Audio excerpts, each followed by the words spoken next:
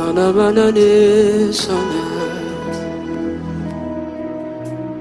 ladies and gentlemen, I bring you greetings. Today I'm on your way, as I've been saying it on my social media platform. Soon I'm bringing out a series of videos about relationship tips where we can have them in our phones and be playing it and see how it will guide us in our various life as we move on. Today I just want to emphasize on one of the topics that people have been asking me about, and I've been explaining. I just want to have it in a short video form with you today. Today I want to talk about fatherhood. Someone asks, why fatherhood? Fathers are fathers. Okay, I am not talking about spiritual father. I am talking about biological fathers. Fathers are fathers. And once you try to go off from a feathers that is covering you, you are likely to be catched by any other wild animal. The reason why majority of us, young guys, young ladies, we enter into relationship and it doesn't succeed, or we go into marriage and we come back home less than 2 years, less than 3 years, is because we lack the father's blessing. At times, we think that once the father gives an approval of the marriage, sometimes it's not from their will, they are being pushed or compelled to do so. Many fathers sit at the wedding of their children not because they want to be there, but they just want to cover up the disgrace that the father is alive. People will ask, where is the father? So the man have no option than to be there. But there is a difference between my presence and my blessing,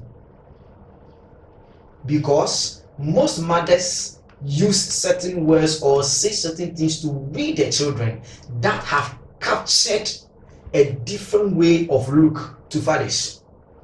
They don't take care of their children. Your father don't take care of you. When we gave birth to you, he was just moving about, and so what?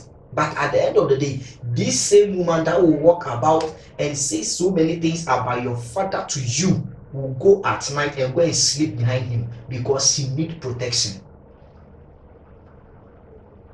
Because she need that protection. Ladies and gentlemen, it's hard time we set up as youth and young guys that we are going into marriage.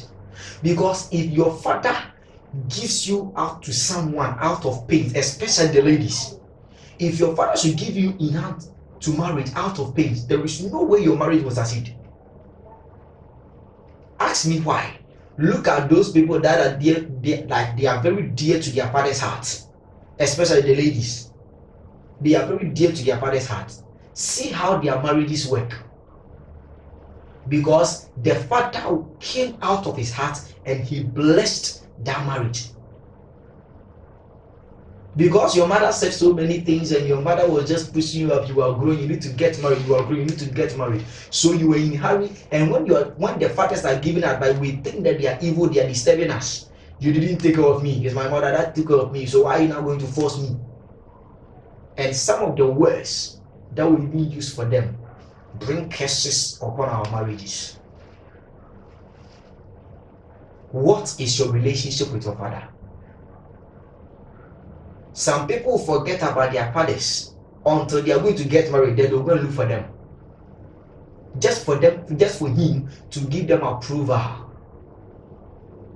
The reason why I say that most of the fathers come to the wedding not according to their own will, but they are being forced. Because if the fathers will say no, the kind of insult and the threaten that will go on him, just because you think he didn't take care of you. But you have also forgotten that without him, you could have come out to this earth. What is your relationship with your dad? No matter how he looks, no matter how his appearance, forget about what people are saying about him. Forget about what your mom is saying about him. Because your mother will insult your father to you. There are some parents that when you go to the house, the mothers will rise up and be insulting the fathers to the children. But at the end of the day, when there are issues in the house, you still need to run back to the head. That is what the Bible said they are the head of the house or the head of the family. You can never see afar without you having head on your body. You can never see afar without you having this head on your body. So if you think your father is not important in your life, cut off your head and throw it away and see whether you can walk. Just as you can cut off your head, you know as soon as you cut off your head, you are dead. That is why most of us, youth of today, our lives are dead. Because we are just moving on the floor, we are just crawling on the ground without our head. I have been saying this, that if you're a young lady and you want your marriage or your relationship to start, get close to your father. Use your father as your boyfriend, because he will teach you and tell you what guys hate and what guys want. So if you are working without your boyfriend and you see that he is doing certain things, you remember what your father told you, that when a guy is doing this, then get to know say he needs to do A, do A, do B, don't do this. But because we lack that information from the fathers, we think our mothers can lecture us when you're going to relationship, do this, do that, do that. Mothers always give advice per their experience as women, but they don't give their advice per experience as men. You need your father in your life, no matter what. I'm not condemning mothers.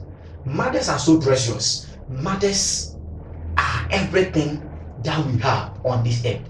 But one of the things that we have forgotten, that Ephesians chapter 6 never said that obey one parent and leave the rest. He said, children, obey your parents in the Lord. Who will move from the parent? Is your mother and your father. That comes together to form the parent. So if you disobey one because one is not playing his or her role well, or if you disobey, so okay, my mother is doing everything, will I forget about my dad? Where is the blessings? So because of our tradition, you see that during wedding ceremony, the mothers will be dancing, moving about, and the fathers will be sitting down. Every house that you enter, and you will see the children wedding, the father is moving about, the father is taking responsibility. Then which means the children give respect and adequate everything to the father. And a house that when you enter, you will see that the children are well disciplined and everything. Most of the times they don't give glory to their mothers, but they give glory to their fathers. What is your relationship with your father? Which kind of relationship do you build with your father? We are allowed discriminations to cover our eyes. We throw our fathers out and we embrace our mothers. But we have forgotten that it is your father that carried you. Most of the time, that is the funny aspect.